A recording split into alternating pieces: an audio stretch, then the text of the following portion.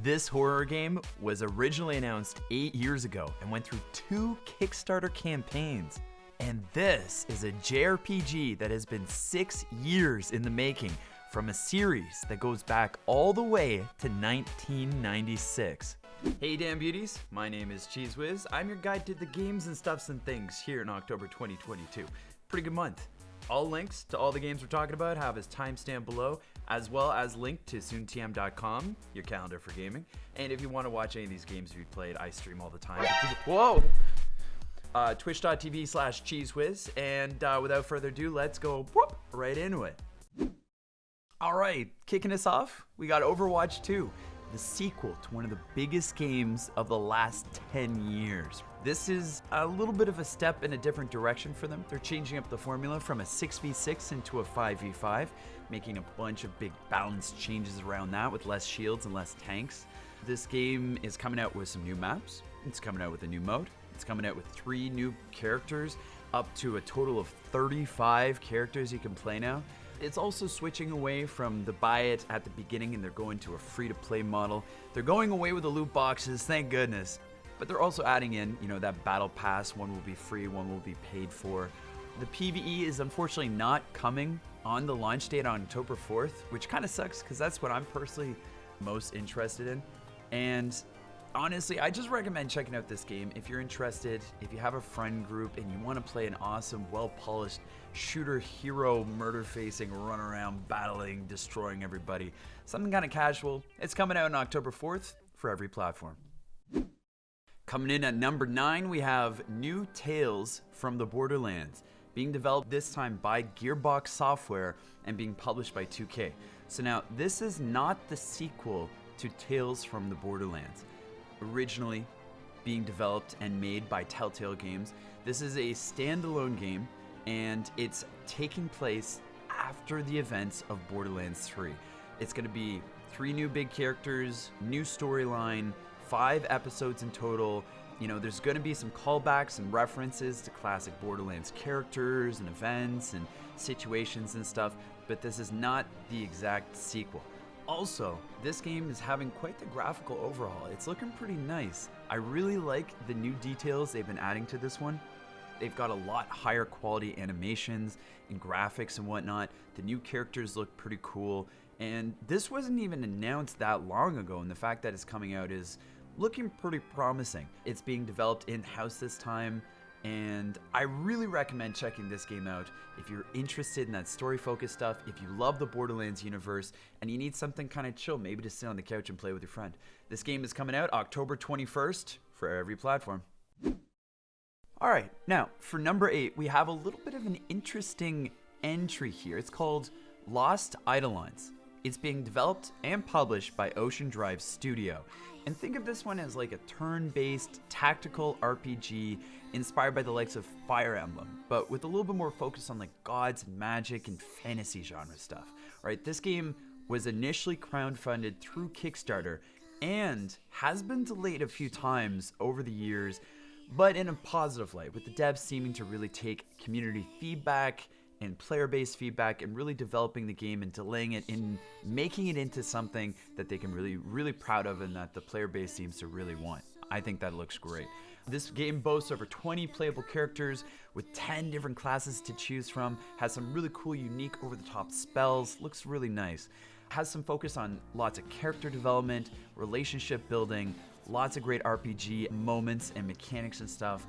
And the campaign is going to be told in this episodic sort of way.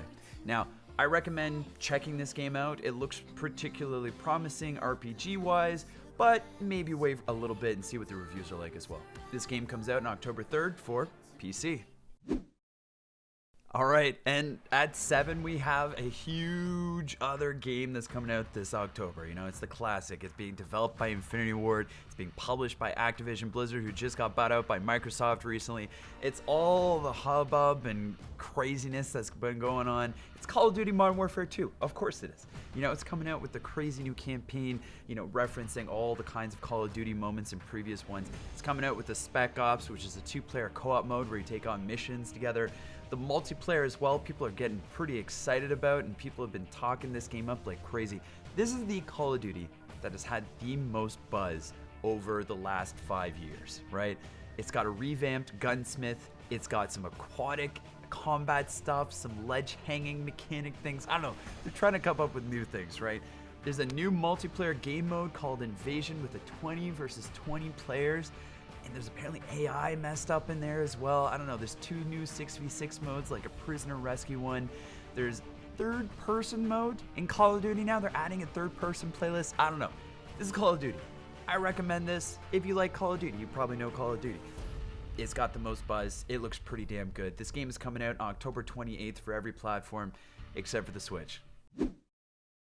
Okay, stopping in at number 6, we have a game called Star Ocean: The Divine Force, being developed by Tri-Ace and being published by Square Enix, so you probably know it's a JRPG. Well, turns out it's the latest entry in a long-running JRPG series going all the way back to 1996, and this game is coming out 6 years after the last one in the series too.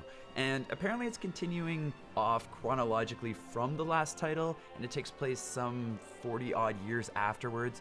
You're following the story of 2 duo protagonists, which is a first in the series, in their attempt to kind of save the Cosmos deal.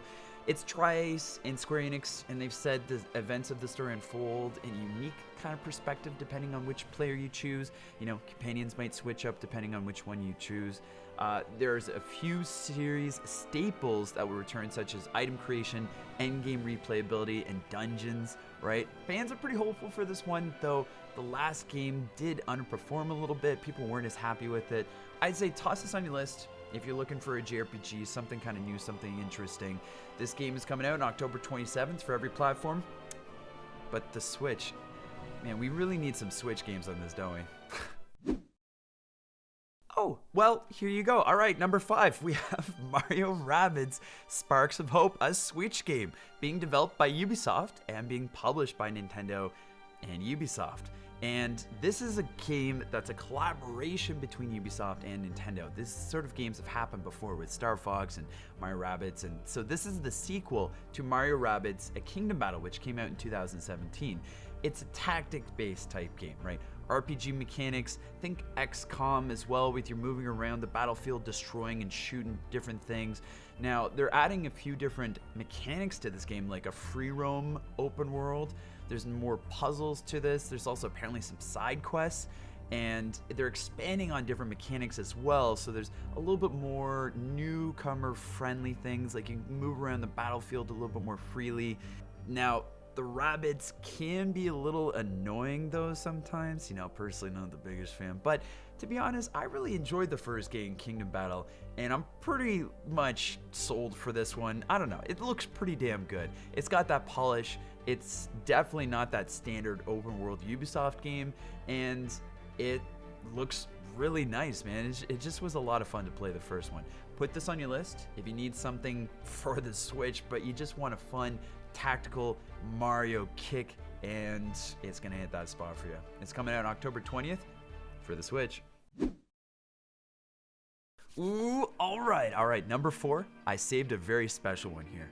An indie game called SIGNALIS. This is being developed and published by Rose Engine. It's a futuristic sci-fi setting about cyborgs in space. Now, it's got a really cool, interesting, awesome pixel art style. It has that classic Resident Evil and Silent Hill feeling to it, and it's apparently incredibly lore rich with lots of things to discover, lots of notes to read, lots of world building going on in this one.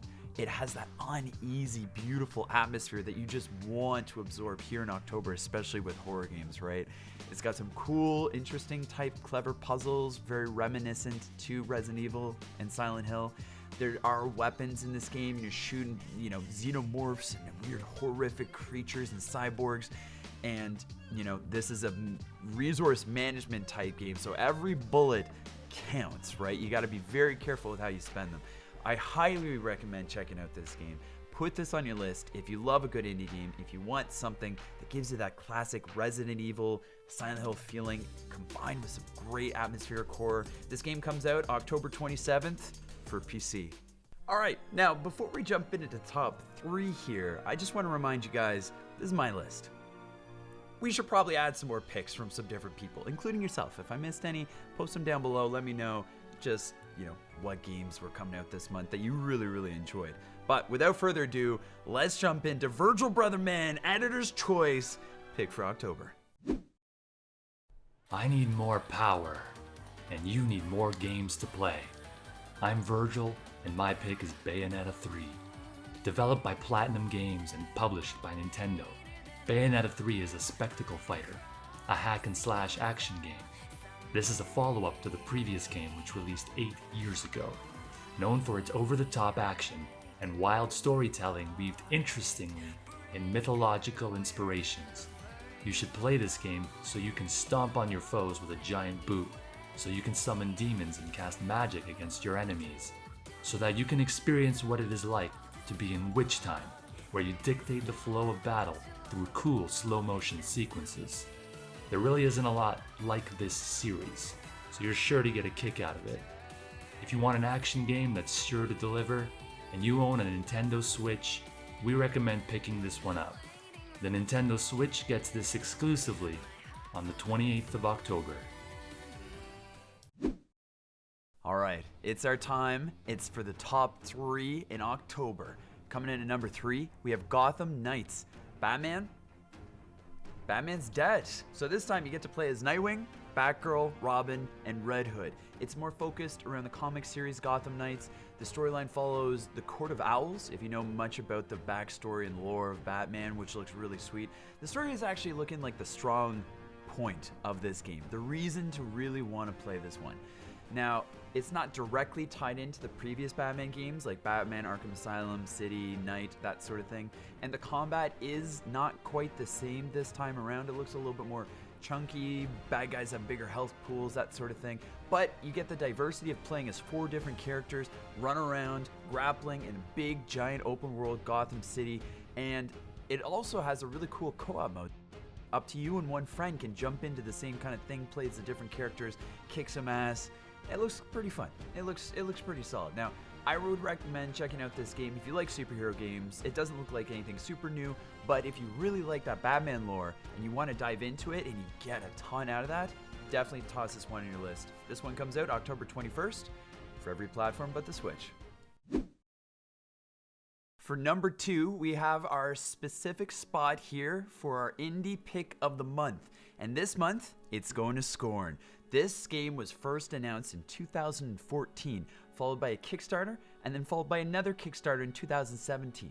This game is all about its atmosphere. It's first-person horror adventure.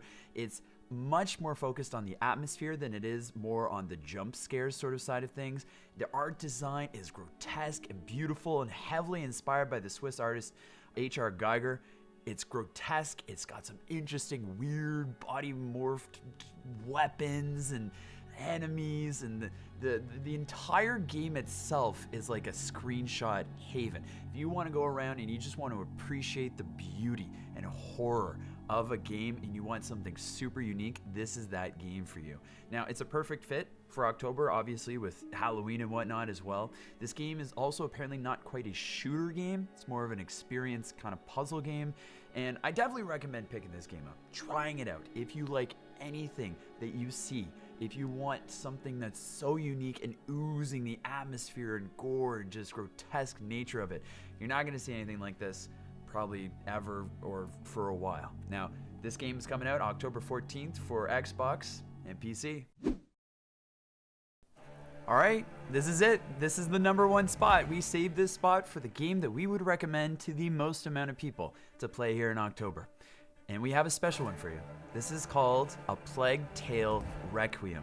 It is the sequel to the beloved A Plague Tale Innocence, which was one of my personal favorites of 2015, a super sleeper hit for me. This game, you play as Amicia and her brother Hugo, who has really cool special powers, which I won't spoil here. This is a big upgrade visually on the previous game. The gameplay has been upgraded a ton. The scope, the story, think from Uncharted 1 to Uncharted 2 kind of big overhaul.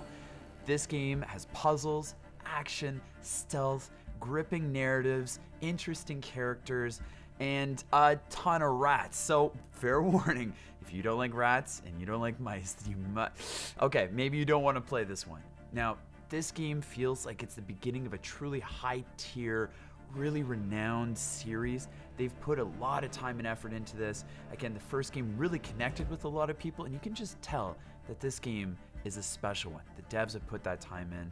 The game absolutely oozes that passion.